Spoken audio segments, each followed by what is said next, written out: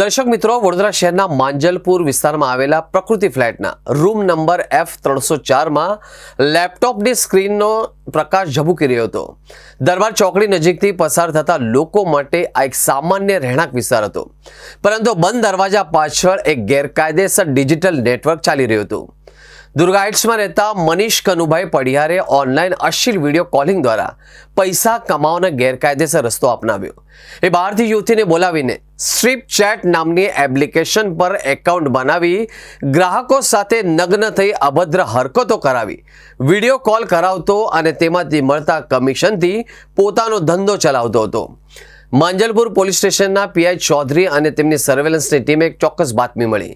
બાતમીના આધારે પોલીસે દરબાર ચોકડી પાસે આવેલી પ્રકૃતિ ફ્લેટના ત્રીજા માળે દરોડો પાડ્યો. પોલીસે ફ્લેટનો દરવાજો ખખડાવતા જ મનીષ કનુભાઈ પડિયાર હાજર મળ્યો.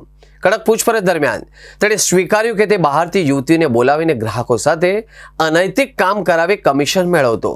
પોલીસે ઘટના સ્થળેથી ઓનલાઈન વિડીયો સ્ટ્રીમિંગ માટે વપરાતા ઇલેક્ટ્રોનિક સાધનો જપ્ત કર્યા. માંજલપુર પોલીસે આરોપી મનીષ પડિયાર વિરુદ્ધ ભારતીય ન્યાય સંહિતા BNS એક્ટ એટલે કે અનૈતિક વ્યાપાર અટકાવવા ધારો ITPA અને ITPA હેઠળ ગુનો નોંધી કાયદેસરની કાર્યવાહી હાથ ધરી છે.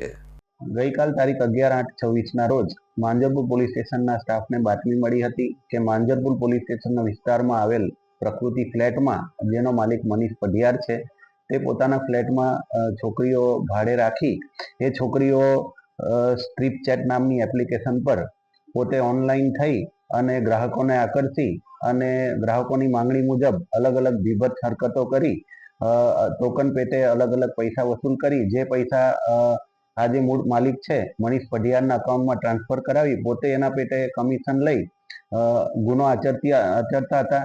જે બાબતે માંજલપુર પોલીસ સ્ટેશનને મળેલ બાતમી આધારે આ જે પડિયાર છે મનીષ, તેમના વિરુદ્ધ ઇમોરલ ટ્રાફિક એક્ટ તેમજ BNSની અલગ અલગ કલમ હેઠળ હાલ ગુનો રજીસ્ટર કરવામાં આવ્યો છે. આરોપીની ધરપકડ કરવામાં આવી છે અને આ કેટલા સમયથી આ ગુનો આચરી રહ્યો છે એ વગેરે મુદ્દાઓ પર પોલીસ તપાસ ચલાવી રહી છે. હાલમાં કુલ એક આરોપીની ધરપકડ કરવામાં આવી છે અને એની જોડે કોણ કોણ બીજી યુવતીઓ ભોગ બનનાર છે એની પણ પોલીસ તપાસ ચલાવી રહી છે.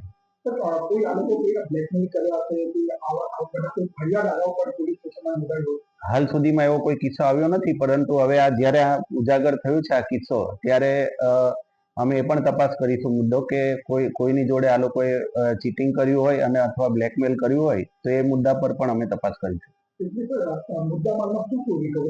મુદ્દામાલમાં જે આ ફ્લેટ છે ત્યાંથી અમને 3 લેપટોપ, એક મોબાઈલ ફોન અને ઓનલાઈન હરકત કરવા માટે કેમેરા મળી આવ્યા છે. એ બધું પોલીસે જપ્ત કર્યું છે.